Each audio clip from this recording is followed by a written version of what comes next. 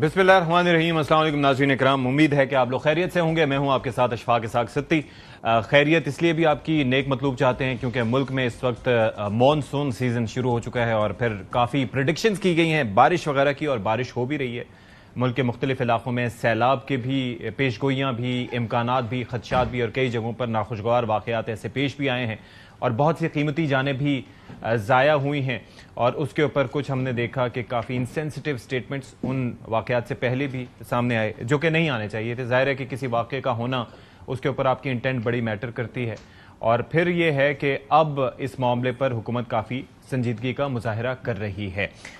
वज़ीर आज़म साहब ने ज़ाहिर है इस बाबत बात भी की और आज उन्होंने एक इजलास में भी वो शिरकत के लिए गए हुए थे। ये सारी चीज़ें अपनी जगह। फिर दूसरा हम बात करेंगे सियासी इख्तलाफात से मुताल्लिक भी कि ये जो एक तो जमातों के अंदर आपस में जो इख्तलाफात हैं वो ज़ाहिर है मौजूद हैं मुख्तलिफ सियासी जमातों के। दूसरा विद इन द पार्टीज़ जो इख्तलाफात हैं वो अपनी जगह मौजूद हैं, और ख़ास तौर पर इसमें पाकिस्तान तहरीक इंसाफ का नाम लिया जाए तो सबसे ऊपर आता है। क़यादत जेल में है, फिर राबतों का फक़दान उसको वो करार देते हैं कि जी हमारा मरकज़ी क़यादत से रब्ता ही नहीं हो पाता। फिर गैर मौजूदगी में पार्टी कौन चला रहा है, इख्तियार किसी और के पास है, चेयरमैन कोई और है, और फिर वो कहते हैं ना कि फैसले कोई और कर रहा है। तो ये सारी चीज़ें हैं कि जो काफ़ी मसले वाली हैं। एक और अहम इसी दौरान अमल हुआ, वो चीफ जस्टिस याहिया आफरीदी साहब के ज़ेर सदारत जुडिशल कमीशन का इजलास भी हुआ, और उसमें फिर ये है कि 4 हाई कोर्ट्स के मुस्तकिल चीफ जस्टिस साहिबान की मंजूरी दे दी गई है। ये भी अपनी जगह एक बड़ी अहम अपडेट है।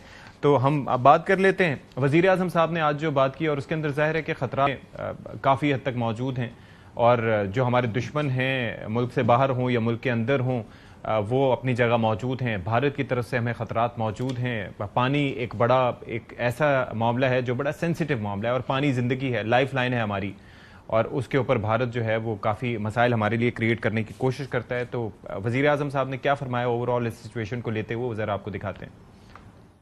हमारा जो दुश्मन है वो किस तरह पानी को वेपनाइज करने की कोशिश कर रहा है। अभी उसको इंटरनेशनल कोर्ट में बहुत सेटबैक हुआ जब इंटरनेशनल कोर्ट ने ये फैसला दिया कि हिंदुस्तान 1960 ट्रीटी के तहत, इंडस वाटर ट्रीटी, उसमें किसी तौर पर भी उसको यकतरफा तौर पर ना सस्पेंड कर सकता है ना उससे निकल सकता है। लेकिन अनटली उसके अज़ाइम बहुत खतरनाक हैं, नापाक अज़ाइम हैं। अच्छा जी, अब जरा सियासी सूरत हाल की बात कर लें तो मैं जिस तरह से कह रहा था इख्तिलाफात अपनी जगह मौजूद हैं। अलीमा खान साहिबा ने क्या फरमाया, ज़ाहिर है कि वो अक्सर बात करती रहती हैं अली अमीन गंडापुर साहब से मुताल्लिक, तो क्या उन्होंने फरमाया पहले आपको वो ज़रा सुनवा देता हूँ। गंडापुर साहब ने कहा था पिछले हफ्ते कि वो अपने एमपीएस को लेकर यहाँ आएंगे। पहले उन्होंने कहा था कि वो पीर को आएंगे, वो मंगल को आएंगे, जुमेरात को आएंगे। हम इंतजार कर रहे हैं कि जब वो आएंगे सारे एमपीएस आके यहाँ बैठेंगे। उन्होंने इमरान खान का फैसला लेना है, उनकी मशावरत लेनी है अंदर से। 5-6 हफ्ते से इमरान खान ये रिक्वेस्ट कर रहे थे कि लोग आके मिलें, रेजोल्यूशन पेश करें, आप कोर्ट्स में जाएं, आप पिटिशन डालें। ये तो मई से बात चल रही है, फिर सारे टाइम पे सुन लें, फिर कोई मसला ही नहीं। अच्छा, फिर शेख वक़ास साहब एक तो पेशावर हाई कोर्ट के फैसले से बड़े खुश नज़र आए, जो मखसूस नशिस्तों पर हल्फ बर्दारी का मामला था उस पर जो फैसला आया है। तो अभी बज़ाहिर ये इम्कान है कि ख़दशा नहीं है कि कोई पीटीआई की जो हुकूमत है खैबर पख्तूनख्वा की, उसमें कोई तब्दीली हो, तो उस पर खासे खुश नज़र आए। दूसरा, उन्होंने मौलाना साहब को तनकीद का निशाना बनाया। क्या कहा, ज़रा देखिए।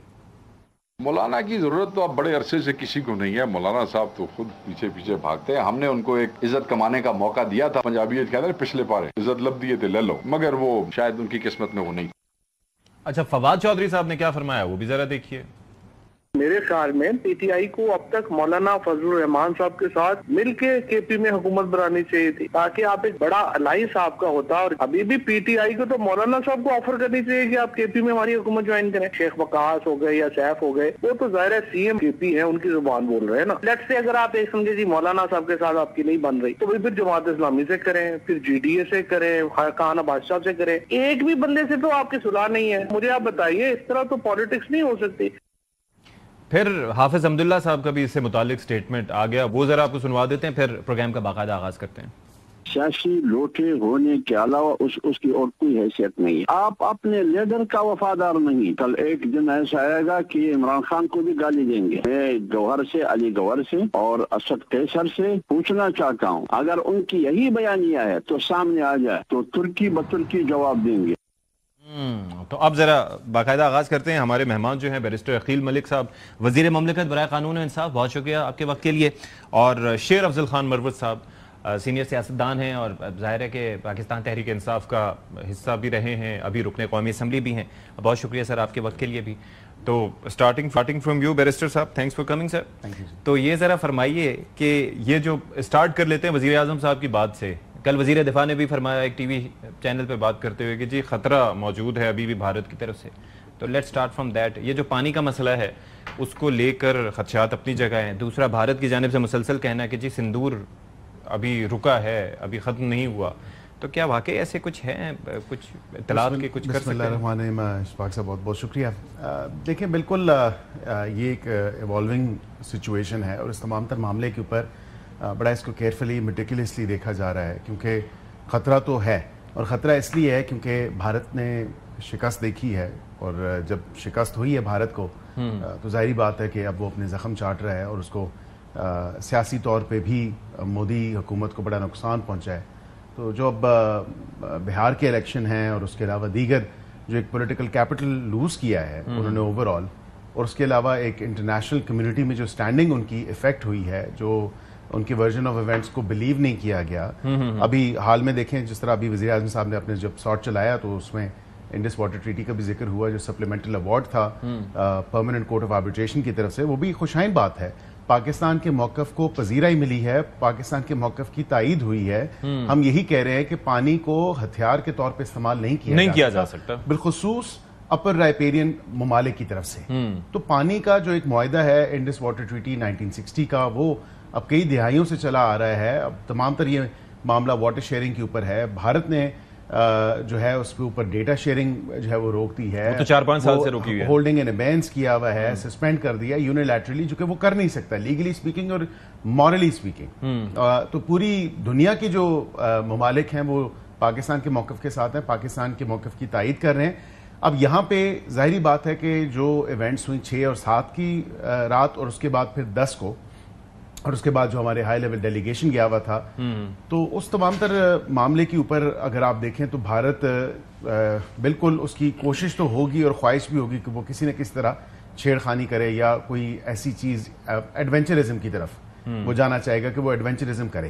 لیکن پاکستان بالکل الرٹ ہے, پاکستان بڑا کیئرفلی اس تمام تر معاملے کو دیکھ رہا ہے, مانیٹر کر رہا ہے. ہماری افواج, ہماری جو لا انفورسمنٹ ایجنسیز ہیں, ابھی آپ نے ریسنٹلی دیکھا کہ را سے ریلیٹڈ یا را بیکڈ جو کراچی میں اور لاہور میں لوگ پکڑے گئے ہیں, کیونکہ بلوچستان کو تو ہمیں آبویسلی پتہ ہے اس کا منہ بولتا ثبوت جو ہے وہ کلبھوشن یادو ہے. اب ایون تمام تر دیگر جو اس طرح کے چھوٹے چھوٹے معاملات سامنے آ رہے ہیں جو یہاں پہ ایک ٹیررزم کے حوالے سے کے پی میں آپ دیکھیں, تو بالکل ہم بڑا اس کو کلوزلی مانیٹر کر رہے ہیں اور کیئرفل ہیں اس تمام تر معاملے پہ. شیر افضل صاحب یہ کہہ رہے ہیں بھارت شرارت کر سکتا ہے. شرارت تو اس نے آلریڈی کی نہیں ہے, پانی روکنے کا, ابینس میں ڈالنے کا, پھر اس کے بعد ٹنل تو وہ آلریڈی بناتا رہا ہے. اب وہ ایک کیونکہ ایک لانگ ٹرم یہ کام ہوتا ہے, کوئی شارٹ ٹرم تو ہوتا نہیں ہے. کیا ہمارے جو اس وقت تک اقدامات ہیں وہ ٹھیک ہیں, یا ریئلسٹکلی اس کو دیکھا جا رہا ہے کہ کس طرح سے ہم نے ٹیکل کرنا ہے, یا پھر مائٹ از رائٹ والا فارمولا ہے کہ ہمیں اپنا حق لینا پڑے گا بھارت سے؟ پاکستان اور بھارت اور پھر ابھی حالیہ اسرائیل ایران جنگ سے ایک چیز تو واضح ہو گئی ہے کہ زیادہ اہمیت جو ہے جدید وارفیئر میں وہ ڈرونز کی ہے, ایئر فورس کی ہے. کیونکہ ابھی وہ دستوں کا آنا, ٹینکس, وہ لڑائیاں جو ہیں اب تقریباً ختم ہوتی نظر آ رہی ہے. اور باقی ایئر فورس اور یہ جو ٹیکنالوجی ڈرون کی شکل میں آئی ہے, میرا خیال ہے کہ جہاں تک اور میزائلز جو جہاں تک تعلق ہے کہ پھر شرارت کر سکتا ہے, اس حوالے سے میری ذاتی رائے تو یہ ہے کہ ایک ایوالونگ سچویشن ہے. جس طرح عقیل ملک صاحب نے بات کی, انڈیا کچھ زیادہ خوش نہیں ہے جو ہوا انڈیا اور پاکستان کے بیچ. اور اس کے بعد جو ہیں وہ کسیانی بلی کھمبا نوچے, انہوں نے پانی کو ایشو بنا دیا. اب پانی کو ایشو اس لیے نہیں بنایا جا سکتا ہے فی الوقت, ہو سکتا ہے لانگ رن میں یہ اس کے لیے ریزروائرز بنائے یا پانی کو, کیونکہ جو گلیشیئر گر رہے ہیں اس سے اننڈیٹ ہو رہا ہے وہ علاقہ. اگر آپ پانی کو یعنی آپ پانی کو روکیں گے.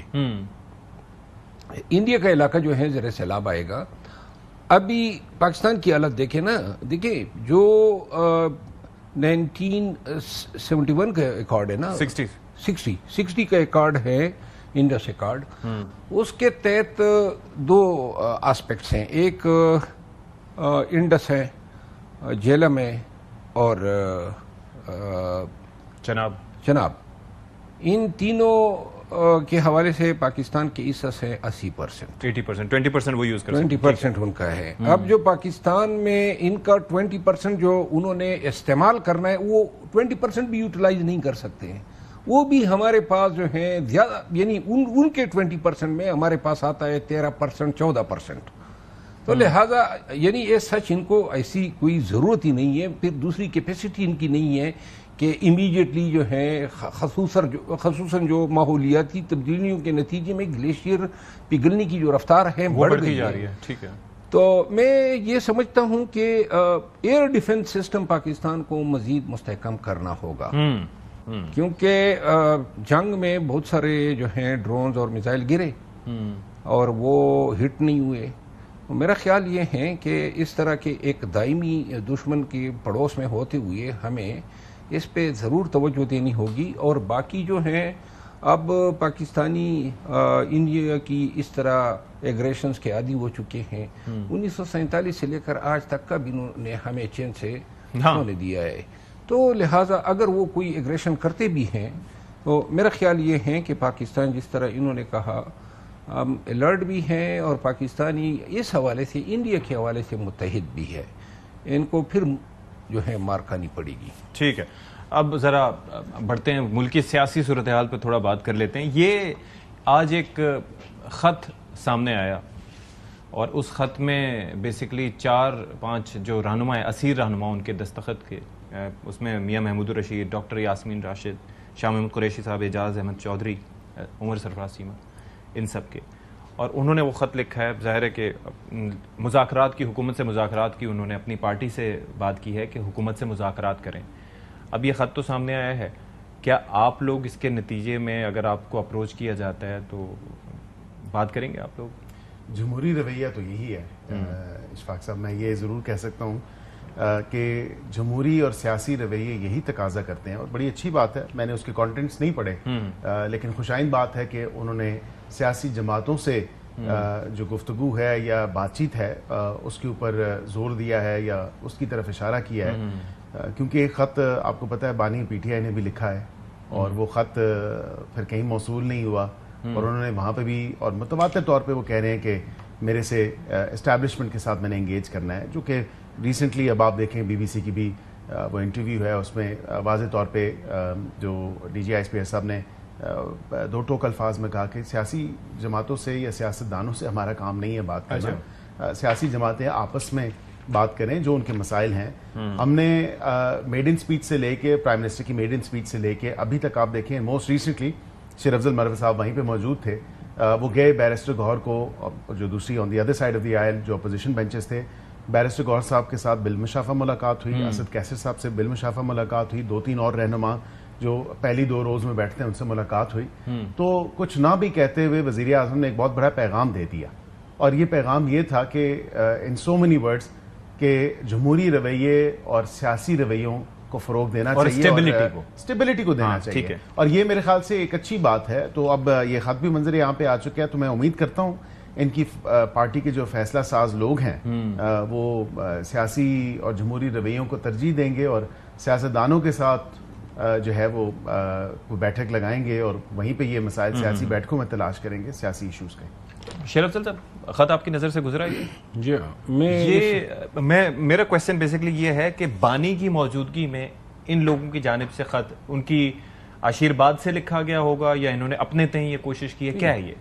دیکھیں, میں خود ذاتی طور پہ تو اسی نظریے کی پرچار کرتا آیا ہوں کہ کسی بھی سیاسی قوت کی طرف تحقیر کی نظر سے نہیں دیکھنا چاہیے.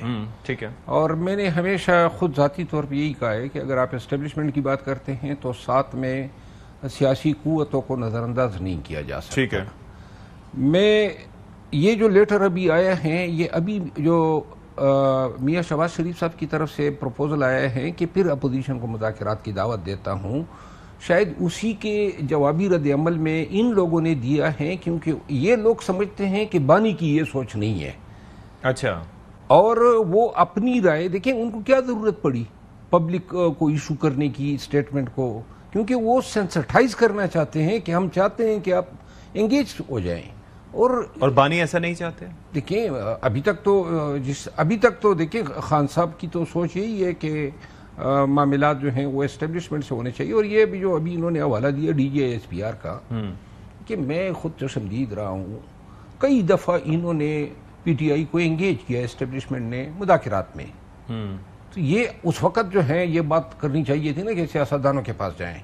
جب بھی احتجاج کے لیے ریلیز روانہ ہو جاتی تھی تو مذاکرات کے نام پہ ڈائیلاگ شروع ہو جاتا تھا اور مذاکرات ہوتے آئے ہیں. لیکن یہ تو ایک وقتی مصلحت کے تحت کوئی بات ہو سکتی ہے، دائمی حل تو نہیں ہے.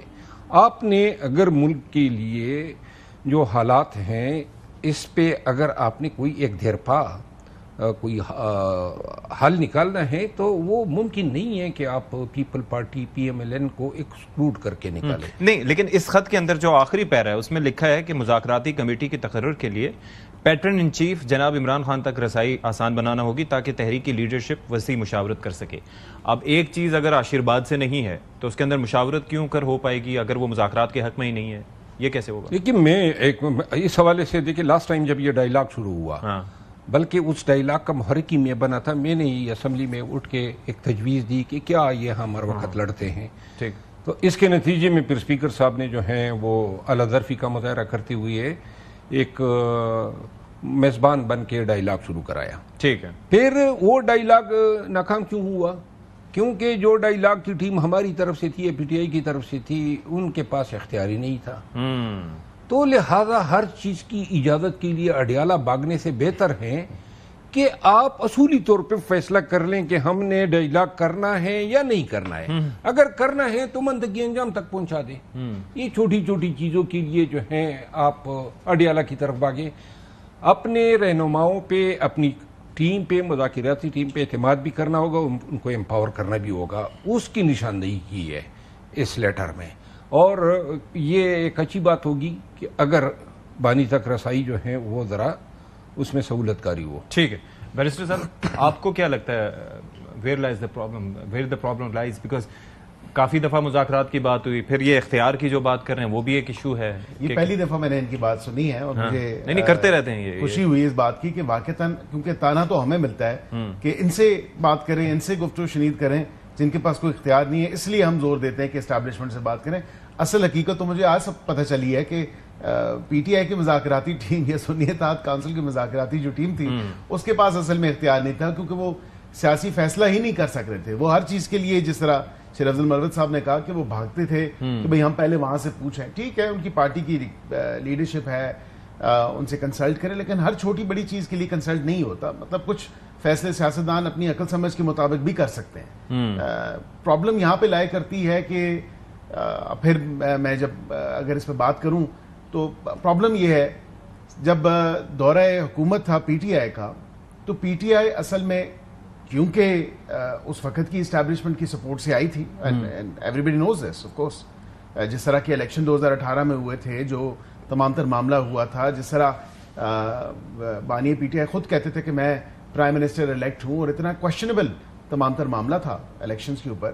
اس کے بعد آ کے جو انہوں نے کیا تو پھر آپ خود بھی وہ ان کے کوئی سارٹ چلا دیں، دکھا دیں. جب اس وقت وہ تعریفوں کے پل باندھتے تھے اس وقت کی اسٹیبلشمنٹ کے، تو پرابلم تو یہ ہے کہ یہ حصول اقتدار کی جنگ ہے. یہ کوئی رول آف لا کی، کوئی آئین کی بالادستی کی جنگ نہیں ہے. ہم دونوں وکلاء بیٹھے ہیں، ایگری کریں گے اس بات سے کہ ہم وکیل ہونے کے ساتھ ساتھ سیاستدان بھی ہیں، لیکن کچھ بیسکس سیاست کے بھی اب ہم سمجھتے ہیں، بالکل ہمیں انڈرسٹینڈنگ ہے. بانی پی ٹی آئی کی تمام تر جدوجہد میرے ویو میں یا میرے لحاظ سے وہ صرف اور صرف حصول اقتدار کے لیے جو کوششیں ہو رہی ہیں وہ ہو رہی ہیں. اس کے علاوہ رول آف لا سے، اب آئین کی بالادستی سے، کانسٹیٹیوشن سے کوئی کوسوں دور جو ہے کچھ لینا. لیکن ایک چیز ہے شیر افضل صاحب کہ اس وقت اگر پارٹی کی بات کی جائے، تو آپ نے کہا کہ ہر کسی چھوٹی چیز کے لیے اڈیالہ نہیں بھاگنا چاہیے، لیکن ویسے بھی لوگ ہونے چاہیے. لیکن یہاں پر who is running the party right now؟ آپ کے سوال کا جواب دینے سے پہلے عقیل ملک صاحب نے بات کی اور میں بحیثیت وکیل اس کا جواب دینا چاہتا ہوں. پلیز. اگر 2018 کے بعد پی ٹی آئی نے یا خان صاحب نے اسٹیبلشمنٹ کو انوالو کیا یا سہارا لیا یا بعض ایسے عوامل ہوئے جو بحیثیت قانون دان میں آج بھی ان پہ معترض ہوں جو نہیں ہونے چاہیے تھے، قانون کی حکمرانی یا جمہوریت کی بالادستی کے لیے وہ اچھے ڈیولپمنٹ نہیں تھے. میں خود ذاتی طور پہ سمجھتا ہوں کہ اگر قانون کی حکمرانی کی بات کرنی ہے، حقیقی آزادی کی بات کرنی ہے تو پھر آپ بات کریں گے اصولاً. اگر میری غلطی ہے تو اس کو اون کرنا ہوگا، ماننا ہوگا. اور دوسری بات یہ ہے کہ پاکستان کو اس مصیبت سے، اس مسئلے سے نکالنے کے لیے ضروری ہے کہ کشادہ دلی کا مظاہرہ کرنا ہوگا. یہ جب بھی اسمبلی میں ہم جاتے ہیں اور جو اس طرف سے اور اس طرف سے جو حالت ہو جاتی ہے، دم گھٹنے لگتا ہے. یعنی ہم ایک دوسرے کو احترام کیوں نہیں دے سکتے ہیں؟ دینا چاہیے، ظاہر ہے. بے توقیری کیوں کرتے ہیں؟ بے شک آپ نے جو کچھ کیا ہو لیکن احترام ادمیت کا تو آپ کا حق ہے نا، اس سے تو میں آپ کو محروم نہیں کر سکتا. اب میرے سوال پہ آپ آ جائیں. اب آپ کے سوال کا جہاں تک تعلق ہے، پاکستان تحریک انصاف کو مختلف اوقات میں ہماری پالیسیز چینج ہوتی آئی ہیں، لیکن 2-3 چیزوں پہ میں مکمل یقین رکھتا ہوں. نمبر 1، پاکستان تحریک انصاف میں جو فیصلہ سازی ہے وہ اس کی مثال ایسی ہے کہ جس طرح وہ راہٹ نہیں چلتا ہے. یعنی کہ ایک فیصلہ آج ہوا، اس کو تبدیل کرنے کے لیے سب کو پتہ ہے کہ کیا طریقہ کار اختیار کرنا ہے. تو جناب علی اگلے دن یا چند دنوں میں وہ دوسرا فیصلہ آ جاتا ہے، اور خان کی جو رسائی ہے خان تک لمیٹڈ لوگوں کی، اور وہ بھی مخصوص لوگ، اور وہی لوگ بار بار ملتے ہیں. تو لہذا کس طریقے سے خان کی رائے کو انفلوئنس کرنا ہے، وہ طریقہ واردات میں خود ذاتی طور پہ بے تحاشا دیکھتے. اور ان لوگوں کو اسپیئر ہیڈ کون کر رہا ہے؟ یعنی کہ جب یہ خان اور بشا بی بی کی کنوکشن ہوئی تو پھر ذرا پینڈولم تھوڑا چینج ہو گیا. اچھا، اب یک طرفہ ٹریفک چل رہی ہے. اوکے، اس ڈرائیور کا نام بھی بتا دیں جو ڈرائیونگ سیٹ پہ ہے. دیکھیں، پارٹی میں بعض ایسے فیصلے ہوئے ہیں جو این پی ٹی آئی دشمنی کے برابر ہیں. اوکے، ایسے فیصلے جن پہ آج بھی میں پوری پی ٹی آئی، اگر آپ سوال کر لینا کوئی پی ٹی آئی کا بندہ جواب نہیں دے سکتا ہے کہ جب نشان کا ایشو درپے تھا اور بلے کے نشان کے جانے کے بہت ہی زیادہ اندیشے تھے، تو ہم نے کیوں کر مولانا شیرانی کو چھوڑ کے بیٹسمین سے الحاق کیا، اور وہ گلے پڑ گیا فیصلہ. گلے آج دیکھیں نا، اور مولانا شیرانی کے ساتھ سب کچھ خان نے فائنل کر دیا تھا.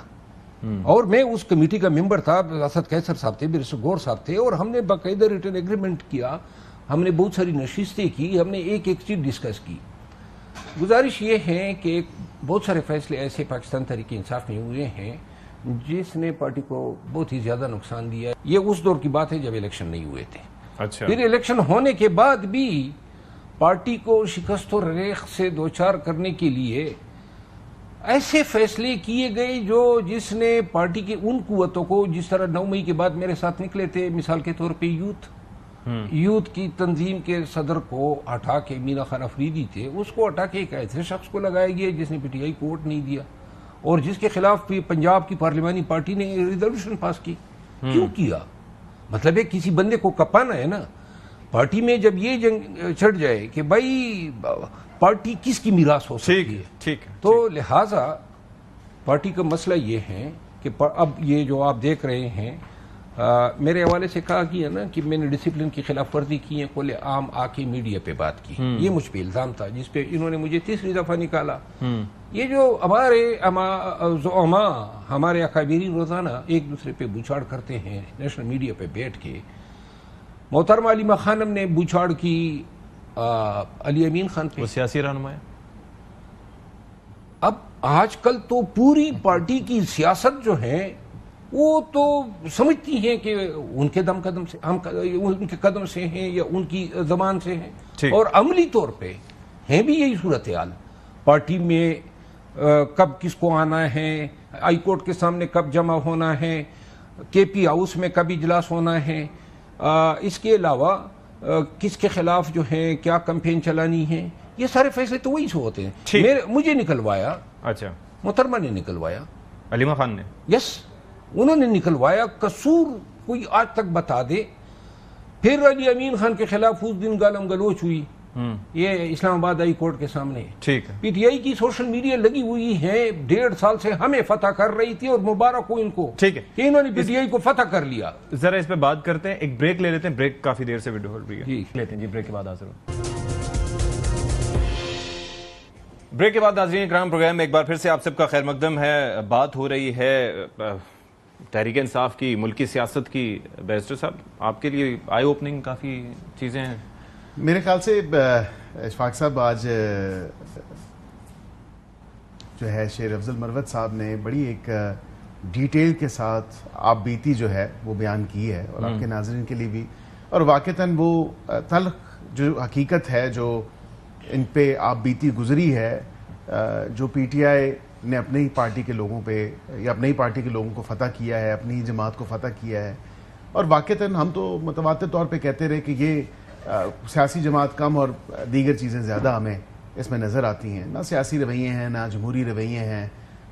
اسی طرح آپ نے دیکھا کہ سوشل میڈیا واقعی ایک طوفان بدتمیزی جس طرح کا ابھی بھی معذرت کے ساتھ مجھے یہ کہنا پڑتا ہے کہ ابھی بھی اداروں کے خلاف، سیاستدانوں کے خلاف جس طرح کا ایک بڑا obnoxious سمپل سی چیزیں، ہم رسپیکٹ ایک دوسرے کو کیوں نہیں بالکل نہیں. آپ دیکھیں تمیز کے دائرے میں رہ کے بھی گفتگو ہو سکتی ہے، اختلاف ہو سکتا ہے. جمہوریت کا حسن ہے اختلاف رائے، اور یہ کوئی ایسی بات نہیں ہے کہ آپ ایک ایسی صورت میں، جبکہ جیسے مروت صاحب بھی فرما رہے ہیں اور کہہ رہے ہیں کہ جب پارٹی کی کمان ہی ایسی شخصیات کے پاس ہے جو سیاسی بھی نہیں ہے، اور پھر پسند ناپسند کی بنیاد پہ چیزیں ہوتی ہیں، پھر ایک دن ایک فیصلہ، دوسرے دن دوسرا فیصلہ، تو ایسے میں اگر وہ مذاکرات کی بات یا اس خط کی ہم بات کرتے ہیں یا ویسے کوئی امید کرتے ہیں تو وہ ممکنات میں سے ہے، یا حکومت اس کو سیریس لے سکتی ہے؟ دیکھیں سیاسی جماعتوں میں پسند ناپسند ہوتی ہے، سیاسی جماعتوں میں گروپنگ بھی ہوتی ہے، لیکن اتنے کو بڑے پیمانے پہ نہیں ہوتی جتنی شاید اس جماعت میں ہم نے دیکھ لی. میں یہ ضرور کہتا ہوں کہ بات چیت کو آگے چلانے کے لیے تالی دو ہاتھ سے بجتی ہے. اب ہم نے متواتر طور پہ جس طرح میں نے کہا کہ وزیر اعظم نے تو آفر کیا، اور آج سے نہیں، مطلب متعدد بار انہوں نے یہ دعوت دی کہ مذاکرات ہونے چاہیے اسٹیبلٹی کے لیے، جمہوریت کے لیے، جمہوریت کے تسلسل کو قائم رکھنے کے لیے. لیکن اب یہ اچھی بات ہے کہ سوچ رہے ہیں. یہ خط آیا ہے، 5 لوگوں نے خط لکھا ہے جو ابھی پابند سلاسل ہیں. انہوں نے یہ بات کی ہے، انہوں نے کہا ہے کہ آپ بات کریں سیاسی جماعتوں سے. ہو سکتا ہے یہ بانی پی ٹی آئی کا انڈائریکٹ میسج ہو، کچھ شاید برف پگھلی ہو. یہ بھی عین ممکن ہے کہ شاید وہ خود نہ کہنا چاہتے ہوں. انہوں نے ان جو بیہائنڈ بارز ہیں لوگ، 5 لوگ ان کی پارٹی کے جو سینئر لیڈرز میں سے ہیں ان کی پارٹی کے، تو ہو سکتا ہے ان کے تھرو کوئی پیغام انڈائریکٹلی بھجوایا ہو. اور میں امید کرتا ہوں کہ اچھی بات ہے، بات آگے بڑھنی چاہیے. اس پورے ایک ایسی جو سچویشن ہے، یہ فضا ہے، اس کو ختم ہونا چاہیے. ٹھیک. اچھا شیر افضل صاحب، ایک تو چیز یہ کہ اس وقت ظاہر ہے جو لوگ اسیر ہیں وہ کیا ان کا مائنڈ سیٹ ان لوگوں کے بارے میں کیا ہے جو اس وقت حکومت میں ہیں، یا جو سوچ ہے، کیا سوچ کیا پائی جاتی ہے ود ان دا پارٹی؟ کیا انہیں لگتا ہے کہ کوشش ہو رہی ہے ان کو باہر نکالنے کے لیے، قانونی پہلو تمام اختیار کیے جا رہے ہیں، یا پھر جیسے کام چل رہا ہے ویسے چلایا جا رہا ہے؟ دیکھیں میں جو بھی بات کرتا ہوں پارٹی کی تحقیر کے لیے نہیں کر رہا ہوں کہ میں نے پی ٹی آئی کی تحقیر اس میں مطلوب ہے یا محترمہ علیمہ خانم کی تحقیر مطلوب ہے، قطعاً نہیں. 9 مئی کے بعد یہ پارٹی جو ہے ڈیڈ ہارس تھی.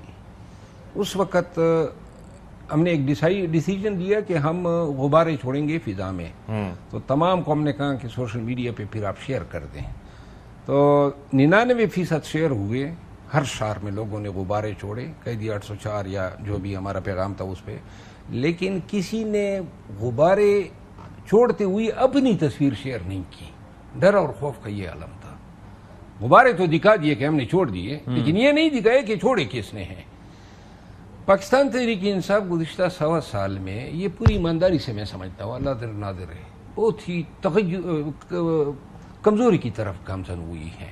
اچھا. آج سے 1 سال قبل جو ہماری صلاحیتیں تھی, جو ہمارے آلات تھے, یہ 1 سال 1.25 سال کے فیصلوں نے پارٹی کو اتنی شکست و ریخت کا. اس وقت اگر ڈیڈ ہارس تھی تو ابھی کیا اس کو نام نہیں, میں 9 مئی کی بات کے بعد 8 فروری تک ہم لے آئے, قوم نے مینڈیٹ دیا. اوکے. جب 8 فروری کے بعد جو ہی یہ قیادت اپنے بلوں سے نکلی تو سب سے پہلا کام انہوں نے یہ شروع کیا کہ پارٹی میں اپنے لوگوں پہ حملے شروع کیے. آج اگر آپ دیکھیں تو پاکستان تحریک انصاف کی سوشل میڈیا کے تو فیل, پارٹی کا کوئی لیڈر ایسا نہیں ہے جن کو انہوں نے غدار نہیں ڈکلیئر کیا ہو. ایک بھی لیڈر کوئی نہیں بتا سکا ہے اپنی سوشل میڈیا نے. تو اس قیادت کے ساتھ کون نکلے گا جس کو اپنی میڈیا جو ہیں انہوں نے بار بار نشانہ بنایا؟ کوئی ایک شخص بھی اس جوگے چھوڑا ہی نہیں ہے کہ اس پہ کوئی لوگوں کا اعتقاد آ سکے. دوسری بات یہ ہے کہ اگر تھوڑا سا بھی آپ سوشل میڈیا کے منافی کوئی بات کرتے ہیں, گالم گلوچ. بھائی کوئی جنگ کسی قوم نے گالیوں سے جیتی ہے؟ خود یعنی کہ میں نے یہ کوئی 1 سال سے گالم گلوچ فیس کر رہا ہوں. اور گالم گلوچ کس لیے؟ نہ تو میں کسی کے لیے جھوٹ بول سکتا ہوں, نہ کسی کے وہ کارنامے جو کبھی انہوں نے ادائی نہیں کیے ان کو جھوٹ موٹ کارنامے بتا سکتا ہوں. میں ایک وکیل ہوں سپریم کورٹ کا, حقیقت بولوں گا چاہے وہ میرے پارٹی کے حق میں جائے گا یا خلاف جائے گا. ہماری پارٹی جو ہے پاکستان تحریک انصاف آج اس مقام پہ کھڑی ہے جو 9 مئی کے بعد جس مقام پہ تھی. نہ اس کی تحریک کی صلاحیت رہی ہے. ٹو بی ویری کلیئر, میں بار بار کہتا آیا ہوں کہ یہ لوگ دھوکہ دے رہے ہیں, ٹرک کی بتی کے پیچھے لگا رہے ہیں کہ ہم تحریک چلائیں گے, انقلاب لائیں گے. یہی لوگ زندہ تھے نا, باقاعدہ حیات تھے. 9 مئی کے بعد یہ غاروں میں چھپ گئے تھے, اس وقت یہ نہیں نکلے. آج یہ خان کو نکالیں گے. انہوں نے جو ہے پارٹی کو آج جس مقام پہ پہنچا دیا, نہ ہمیں نون کی ریشہ دوانی کی ضرورت ہے, نہ اسٹیبلشمنٹ کی دشمنی کی ضرورت ہے. خود ہی سیلف سفیشینٹ. میں یہ کہہ رہا ہوں کہ پارٹی کا وجود اب مجھے خطرے میں نظر آ رہا ہے. اچھا. اور کیونکہ جو کے پی میں ایک واحد حکومت رہ گئی تھی, اس کو بھی بجٹ کے نام پہ جتنا انہوں نے ذلیل کیا, یعنی پولیٹیکل کمیٹی, کور کمیٹی, پارلیمانی کمیٹی, اسپیکر اور چیف منسٹر اور کیبنٹ نے یہ بجٹ پاس کیا. ان کو تکلیف تھی, کیوں پاس کیا؟ آگے سے ہائی کورٹ کے سامنے گالیاں دی پوری کے پی کی کابینہ کو اور کے پی کی قیادت کو. بھائی مطلب یہ اب تو خطرہ ٹل گیا ہے نا, وہ مخصوص نشستوں پر حلف برداری والا. اب نہیں, مخصوص نشست تو دیکھیں ایک بات ہے, میں فیل کر رہا ہوں, دیکھیں ورکر کے پاس اب کوئی امید نہیں رہی ہے. ٹھیک.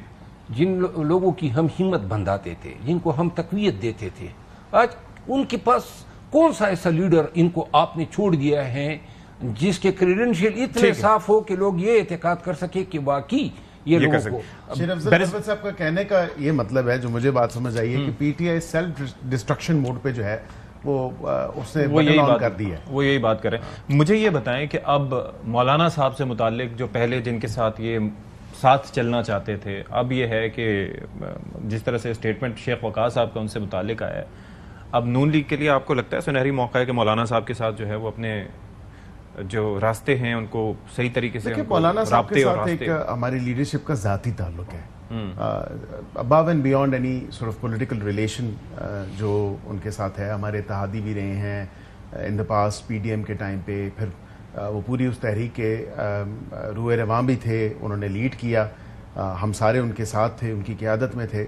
ابھی بھی وزیر اعظم کی موسٹ ریسنٹلی بھی ملاقات ہوئی ان کے گھر پہ, تو ایک انگیجمنٹ تو رہتی ہے, رابطہ رہتا ہے ان کے ساتھ. اور میں سمجھتا ہوں کہ بڑا ایک ایسا نادر موقع تھا شاید پی ٹی آئی کو گرینڈ اپوزیشن الائنس بنانے کا, جو کہ انہوں نے اپنے ہاتھوں سے ہی اس کو بھی سیلف ڈسٹروائے کر دیا, اور وہ یہی ہوا.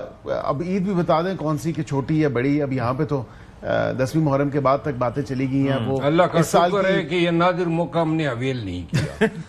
اللہ کا بڑا بڑا شکر ہے, اور اللہ کرے کہ جو آپ کے ذاتی تعلقات ہیں وہ سیاسی مراسم میں بھی اور حکومتی, اللہ کرے جی بالکل. ہم تو میں آپ کو ایک عرض کر دوں, یہ جو اس نے تو کم بولا ہے شیخ وقاص نے, میں تو اس وقت بھی کہتا آیا تھا کون سا الائنس, کس چیز پہ الائنس ہوگا؟ نہ آپ کے نظریے ملتے ہیں, نہ آپ کے انٹرسٹ ملتے ہیں, نہ آپ کی سوچ ملتی ہے. 30 یا 20 25 سال کی آپ کی پوری تاریخی گالم گلوچ سے بھری ہوئی ہیں ایک دوسرے کے خلاف. یہ مولانا صاحب کا نکلنا اور عمران خان کے لیے نکلنا اور پی ٹی آئی کے مفاد کے لیے نکلنا، یہ کون سے مطلب بچگانہ خواب تھے جو لوگ دیکھ رہے تھے؟ اور یہ جو انہوں نے کہا نا کہ عزت راس نہیں آئی، اس وقت بھی میں یہ پی ٹی آئی کے اکابرین کو کہتا تھا کہ یہ کیا کر رہے ہو، آئے دن اس کے گھر جا رہے ہو، اور اس وقت بھی نہیں جانا چاہیے تھا، اپنی احترامی آدمیت خراب کی انہوں نے۔ ٹھیک ہے، تھینک یو سو مچ شیر افضل مروت صاحب، thank you so much barrister عقیل صاحب، کوئی ٹائم دیکھ لیتے ہیں، بریک کے بعد واپس آئیں گے اور مزید بات کریں گے۔ بریک کے بعد ناظرین کرام، پروگرام میں آپ سب کا خیر مقدم ہے، اور ایک نہایت اہم معاملہ جس پر میں بات کرنے جا رہا ہوں وہ نیشنل سیکیورٹی سے متعلق ہے، اور ظاہر ہے ہمیں پتہ ہے کہ ہمارے دشمن کہیں پر بھی ہوں وہ چین سے نہیں بیٹھتے، اور بھارت کی اگر ہم بات کریں یا اسرائیل کی بات کریں تو وہ نہ صرف یہ کہ پاکستان کے بلکہ مسلمانوں کے بھی دشمن ہیں۔ اور اب یہ ایک تو طریقہ کار یہ ہے جو کہ ایک ڈھونگ رچایا تھا، ایک فالس فلیگ آپریشن کے نام پر بھارت نے پہلگام واقعے پہ یا اس سے پہلے کے جو واقعات ہوتے رہے، اور اس کے بعد اس نے ایک کوشش کی کہ وہ یہاں پر آ کے پاکستان پر حملہ کرے، آپریشن سندور، جس کو ہم نے کلنک کا ٹیکہ ان کے لیے بنا دیا، اور جو ان کو نقصانات ہوئے وہ اپنی جگہ۔ لیکن دوسرا طریقہ کار کیا ہے جس کے تحت وہ پاکستان کو نقصان پہنچانے کے لیے کوشاں رہتے ہیں؟ وہ ہے اپنی پراکسیز کے ذریعے پاکستان پر حملہ کرنا، یعنی کہ پاکستان کے اندر انسرجنسیز کو جو ہے وہ سپورٹ کرنا، ان کی مالی معاونت کرنا، ان کو ٹرین کرنا اور پاکستان کو نقصان پہنچانے کی کوشش کرنا۔ اب اس میں ظاہر ہے کہ کے پی میں ہم دیکھ رہے ہیں کہ کافی اس طرح کے سیکیورٹی فورسز آپریشن کر رہی ہیں، اور فتنہ الخوارج کے اور خاص طور پر ایسے فتنوں کے جن کو بھارت سپورٹ کر رہا ہے، ان کے خاتمے کے لیے سیکیورٹی فورسز کافی اس وقت اپنے ہم دیکھ رہے ہیں کہ نبرد آزما ہے ایسے خدشات سے، اور بڑی ان کی ہمت ہے، اور ہم ان کو سلوٹ پیش کرتے ہیں کہ وہ اپنی جانوں کے نذرانے دے کر ہمیں اور آپ کو محفوظ بنانے کے لیے کوشاں رہتے ہیں۔ تو کس طریقے سے ان سے نمٹا جا سکتا ہے، اور ظاہر ہے کہ دشمن کس حد تک جا رہا ہے، اس پر بات کرنے کے لیے ہمارے ساتھ موجود ہیں دفاعی تجزیہ کار ہیں بریگیڈیئر ریٹائرڈ حارث نواز صاحب۔ سر آپ کا بہت شکریہ، آپ نے ہمارے لیے وقت نکالا، اور ساتھ ہی ساتھ بریگیڈیئر ریٹائرڈ وقار الحسن صاحب بھی ہمارے ساتھ موجود ہیں، آپ کا بھی بہت شکریہ سر۔ بریگیڈیئر وقار صاحب، بلکہ یہ ذرا فرمائیے گا، بلکہ اسٹارٹ کر لیتے ہیں حارث نواز صاحب سے ہی۔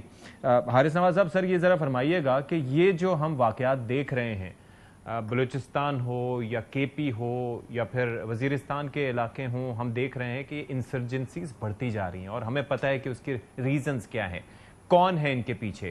تو اب یہ کافی تیزی آ گئی ہے ان واقعات میں۔ دیکھیں، اس میں بات یہ ہے صلاح الدین کہ اب انڈیا نے آپریشن سندور تو ان کا نا بالکل تباہ کے رہ گیا ہے، جتنا مکالا ہونا تھا ہو گیا۔ اب یہ اپنی پراکسیز کو، چاہے وہ فتنہ الخوارج ہیں یا فتنہ ہندوستان ہے، وہ اپنے لگے ہوئے ہیں۔ پاکستان کو چاہیے کہ ایک ان کی جو ڈوزر پہلے بھی بنایا، خاص طور پہ جعفر ایکسپریس کا، پھر اس کے بعد فوزدار میں جو بچوں کے اسکول پہ ہوا، پھر ابھی بھی آپ کے سامنے جو انسیڈنٹس ہو رہے ہیں، ان کے ہمارے پاس تمام پروف ہیں، ان کی ہمارے پاس آڈیو ویڈیو ساری ہیں، کس طریقے سے کر رہے ہیں۔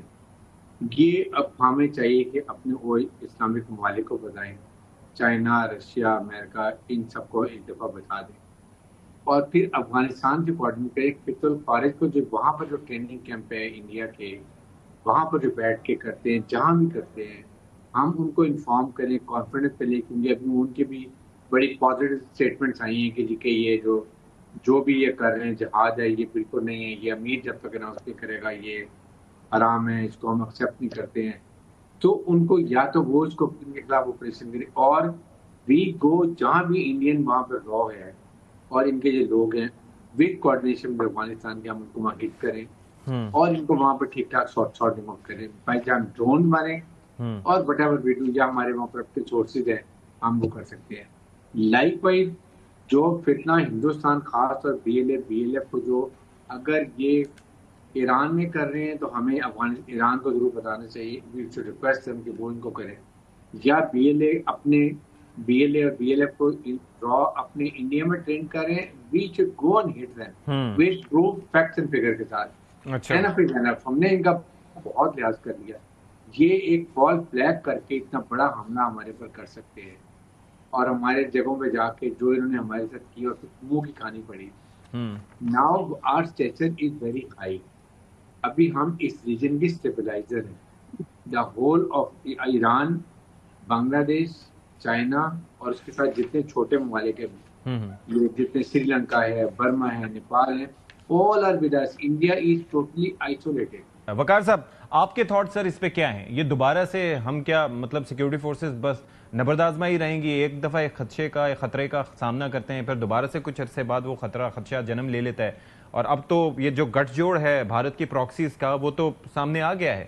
What needs to be done? ابھی آپ نے دیکھا جب بھارت نے اٹیک کیا, اور میں خود ان کی میڈیا پہ جاتا رہتا ہوں, calls to these both entities, بلکہ ایک پولیٹیکل اینٹی کو بھی کال کی گئی تھی بڑے زور شور سے کہ آپ پیچھے سے پڑ جائیں, اور ان کی امید بھی یہی تھی there was a regime change model Pakistan کے خلاف باقاعدہ اپلائی کیے گا, وہ فیل ہو. پھر ایران میں آپ نے دیکھا ہے ذرا ڈفرنٹ تھا, اس میں ٹیکنالوجی کا یوز تھا, اور شاید یہ ریپلیکیٹ ہو پاکستان میں. اچھا یہ ہوا کہ ان دونوں آئی تھنک جو آپ پہلے منی وارز, میں تو وارز کہتا ہوں, آئی ڈونٹ نو لوگ کیوں اس کو کرائسس کہتے ہیں, جب میزائل اور جہاز چل رہے ہوں, اور اٹ واز اے وار. ابھی آپ اس کو تو we are actually now in a perpetual state of war جب تک یہ سیٹل نہیں ہوتا. اور لڑائی ابھی ہے basically I would say new cons اور زائنسٹ اور فاشسٹ ریجیمز ایک طرف ہے, جس کا ایک پول دلی میں ایک تل ابیب میں ہے, اور پیچھے پورے G7 کی سپورٹ ہے, جو مرضی منافقت کرتے ہیں. ایک طرف گلوبل ساؤتھ ہے جس کو لیڈ ابھی کر رہا ہے, دو بڑے ٹائگر پاکستان راج کو باقاعدہ ٹارگٹ کیا گیا. اور اگر آپ کوریڈورز کی بات کریں جو یہ کھولنا چاہتے تھے اسرائیل کو, تو یہ دونوں شولڈر سیکیور کرنے ہیں. اوپر والا شولڈر تبھی سیکیور تھا خدا نخواستہ اس میں بلسان ڈسٹیبلائز ہو ایران کو کیا جائے, پھر جا کے ان کا مکمل ہے. یہ لارجر پکچر ہے. تو اچھا اس میں جو اچھی چیز نکلی کہ ایران کو فرسٹ ٹائم احساس ہوا کہ مطلب دیر واز ڈیفینیٹلی اسپیس وہاں پہ تھی, ریسرچ انالیسس ڈوئنگ کو کافی اسپیس تھی. پاکستان جس طریقے سے I think came up with them, stood up with them, اور دیٹس وائی ابھی آپ دیکھیں گے کہ جو زائنس میڈیا وہاں سے بڑی بڑی سٹوریز آئیں. آپریشن شیوا ہوگا جی, امریکہ کو آپ میزائل لانگ رینج ڈیولپ کر رہے ہیں, بڑی you will now find basically Modi media اور زائنس میڈیا اکٹھا ہو کے آپ نے سالو کرے گا. اچھی چیز یہ ہوئی ہے کہ اسپیشلی جو نیچے والا تھا فتنہ آئی وڈ سے ہندوستان ہے, وہ بری طرح ڈینٹ ہے, بیکاز کافی سارا ٹروو آف انفارمیشن بھی آ گیا, اس پہ اریسٹ بھی ہو رہے ہیں, اور میرے خیال میں 2025 کے اینڈ تک اس کی تو کمر ٹوٹ جائے گی. باقی رہ جائے گا آپ کا فتنہ الخوارج جو TTP ہے, جس پہ آئی تھنک انشاءاللہ we are going again full force کے ساتھ. اس میں ابھی چائنیز ایک ایفرٹ ہے, because Afghanistan become the linchpin, اگر لارجر آپ کو جو کہ وہاں پہ کس طریقے سے موٹیویٹ کیا جائے, کنونس کیا جائے, لیکن میرے خیال کچھ چیزیں ان کے بس سے باہر نہیں ہے, اور کچھ نہ کچھ پیسہ وغیرہ بھی لگتا ہے. تو اس طریقے سے I think multi dimensional approach آپ نے رکھنی ہے ود ان پاکستان. تو ملٹری آپریشن ہے, میری پوری امید ہے کہ جو BLA کا ہے آئی وڈ سے سارا یہ ریپ اپ ہو جائے گا انشاءاللہ. اچھا حارث صاحب, یہ ایک چیز یہ ہے کہ یہ جو انفلٹریشن افغانستان سے ہو رہی ہے, اور میں خود بھی گیا تھا وہاں پر شوال کی سائٹ پہ, اور ادھر ادھر میں نے دیکھا کہ فینس بھی ہماری سائٹ پہ موجود ہے, ہماری سائٹ پہ چیک پوسٹیں بھی ہیں, اور ان کی سائٹ پہ سب خالی ہے, انہوں نے کوئی چیک پوسٹیں وہاں پر نہیں رکھی ہوئی. تو یہ جو مسکرینٹس ہیں, یہ جو فتنہ الخوارج ہیں, ان کے لیے بڑا آسان ہوتا ہے آنا. اس کے لیے کیا کیا جا سکتا ہے؟ افغان حکومت سے اس پہ بات کرنی چاہیے کہ اپنی چیک پوسٹیں بنائیں, یا کیا طریقہ کار اپنایا جائے؟ دیکھیں اسلام اس پہ بات کی کہ چائنا میں میٹنگ ہوئی ہے جہاں پر چائنیز فارن منسٹر, پاکستان کے فارن منسٹر اور ان کے افغانستان کے فارن منسٹر تھے, وہاں بڑی ڈیٹیل میں ڈسکشن ہوئی. اور اس کے بعد آنے کے بعد اگر آپ نے دیکھا ہو تو بڑی ہی پازیٹیو اسٹیٹمنٹ ان کے فارن منسٹر کی بھی آئی. پھر اس کے بعد جو ان کے وہاں پر پولیس اکیڈمی میں جا کے اسپیچ کی بات کی گئی, وہاں کے اسپوک پرسن نے بڑا کہا کہ یہ امیر کے انسٹرکشن ہیں, یہ امیر کی پالیسی ہے, اور جو کے خلاف جائے گا وہ ہماری طرف کے ہمارے خلاف ہے, ہم اس پہ سخت کارروائی کریں گے. سو ہمیں چاہیے کہ ابھی ایک ہمارا strong delegation should go to Afghanistan, وہاں پر جا کے this should be foreign office اور ہمارا ڈیفینس کی طرف سے ٹاک ٹو دیم, بیٹھیں ادھر جا کے مذاکرات اس کو فالو اپ کریں. We have to be there. اگر ہم نے دیکھیں افغانستان سے ایران کی طرف سے, ابھی Iran will not allow them to have BLA کی ٹریننگ جو پہلے چابہار کے پاس کر رہے تھے وہ تو ختم کر دیں گے. جس طریقے سے ان کی کمر میں چھرا گھومبا ہے, Iran is going to kick them out, Chabahar سے بھی نکالے گا, اور وہ سارا پتہ چل گیا, اور وہ بالکل ان سے کٹ آف ہو گئے. اس لیے وہاں سے اب یہ آہستہ سے BLA پہ زور ٹوٹنا شروع ہوگا. اب یہ جا کے سارا یہ زور جائے گا افغانستان کی طرف. سو افغان گورنمنٹ سے ہمیں کوآرڈینیٹ کی ضرورت چاہیے, ان کو let make them into confidence کہ جی آپ اب اس کو, یہ وہاں چائنا میں ڈسکس ہوا تھا, وی آر بردرس, ہمارے رشتے, ہمارا کلچر سب کچھ ہے, یہ انڈیا کر رہا ہے, وی نیڈ یور سپورٹ. اور پھر خاص طور پہ جب CPEC کو وہ لے گئے ہیں افغانستان تک, ان کا بھی انٹریکٹ ہو گیا, جس سے اس کے ساتھ سینٹرل ایشیا کی کنیکٹیوٹی بھی ہو جائے گی. اس کو اگر ہم لے کے چلیں, میرے خیال میں یہ زیادہ بہتر ہے افغانستان سے جا کے ڈیٹیل بات کی جائے, ان کی طرف سے یہ ان کو جو بھی ہمارے ایمبیسڈر ہے وہ جائیں, ٹھیک ہے, ڈیفینس ایلیمنٹ جائے, I think we can resolve this. ٹھیک ہے. وقار صاحب, آپ کو کیا لگتا ہے کہ افغانستان کو کیا یہ ریئلائز کرانے کی ضرورت نہیں ہے کہ اب اسے ایک کلیئرٹی اس کو لانی چاہیے، اور خاص طور پر جو گریٹر گیم ہے اس کے اندر اس کو اپنی سائیڈ لینی ہوگی، اور زیادہ بہتر ہوگا کہ وہ پاکستان کی سائیڈ لے، کیونکہ ابھی تو کافی چیزیں کلیئر ہو گئی ہیں، اور آئی ایم شیور کہ ایران کو بھی کافی اندازہ ہو گیا ہوگا کہ کون اس کا دوست ہے اور کون اس کا دشمن ہے. تو ایران نے اپنا سبق سیکھ لیا. ظاہر مشکل حالات ان کے اوپر رہے، جنگ کا انہوں نے سامنا کیا اور بہادری سے کیا، لیکن افغانستان کو بھی یہ سمجھنے کی ضرورت ہے، ڈونٹ یو تھنک؟ یا ان کو ریئلائز کس طرح سے کروایا جائے؟ آئی تھنک اس میں ملٹیپل اپروچز ہیں. ایک تو جو میجر آئی تھنک رول ہوگا جو China as a common friend کر رہا ہے، اور اس پہ آئی تھنک کافی بڑی ڈیولپمنٹ ہوئی ہے. آپ نے دیکھا ہے کہ ہماری طرف سے ریٹورک کم ہوا ہے اور کچھ انڈرسٹینڈنگ بھی ہوئی ہے. دوسرا I think it was basically جو بنیان المرصوص نے بڑا کچھ چینج کیا. پاکستان آفٹر بنیان المرصوص ویری ڈفرنٹ پاکستان، چاہے وہ ساؤتھ ایشیا ہو، ویسٹ ایشیا ہو، دے کال اس سپر اسٹیٹ انٹرسٹنگلی. اور مطلب ایکچولی ریئلی تھنک کہ اسلام کا ایکچوئل قلعہ ایکچولی ٹرکس کہتے ہیں کہ ہمارا بارڈر انڈو پاکستان بارڈر سے شروع ہوتا ہے. Very interesting. اسلام آباد ہمارا فورٹرس ہے، ہمارے بھائی ہیں، اور سائپرس تک یہ ہمارا زون. تو آئی think Afghanistan falls with in that zone. تو مطلب سینٹرل ایشیا میں بھی آتا ہے اور پارٹ آف ساؤتھ ایشیا اور ویسٹ ایشیا. تو ایک تو یہ ہے کہ دے ہیو ٹو ریئلائز ابھی دو بڑے بردرز ہیں، ایران پاکستان، اور دونوں ایکسیس بھی دیتے ہیں اس کو. اور دوسرا چائنا کا فیکٹر ہے. اور آئی تھنک 10th کے بعد کافی ری تھنکنگ ہوئی ہے کابل میں کہ Pakistan is not a push over. اور اگر جیسا انڈیا کا تھا کہ اس کو انڈرمائن کر کے اس کو ویکن کرے گا، وہ نہیں ہوا. We have emerged very strong and they also realise کہ افغانستان کی economic even I would say رجیم کی جو اپنی سیکورٹی ہے اس میں Pakistan can play a positive role. اور میرے خیال سے چائنا کا فیکٹر ہے جو ابھی جو 3 بڑے رستے ہیں لیٹ سے سی پیک کی ایکسٹینشن ٹورڈز کابل ہے، سینٹرل ایشیا کی طرف کھولنا ہے. تو میرے خیال میں will be a win win situation. The only thing is کہ جو ڈفرنٹ ایلیمنٹس ہیں ان سے کنیکٹڈ رہے، یا ٹی ٹی پی کی کچھ کمانڈ ہے، پھر بھارت کا سوچ ہے، اس کو آئی تھنک ایک پش بیک کے ذریعے کام کیا جانا چاہیے. پاکستان کے اندر تو انشاءاللہ ویل فائٹ اٹ ملیٹریلی، لیکن دوسری سائڈ پہ I think Afghanistan would realise soon کہ اسی میں ان کی بھی بہتری ہے اینڈ وی کین ایکچولی کو ایڈجسٹ. چلیں جی، پروگرام سے فی الحال اتنا ہی. اشفاق اسحاق ستی کو اجازت دیجیے. اللہ حافظ ناصر.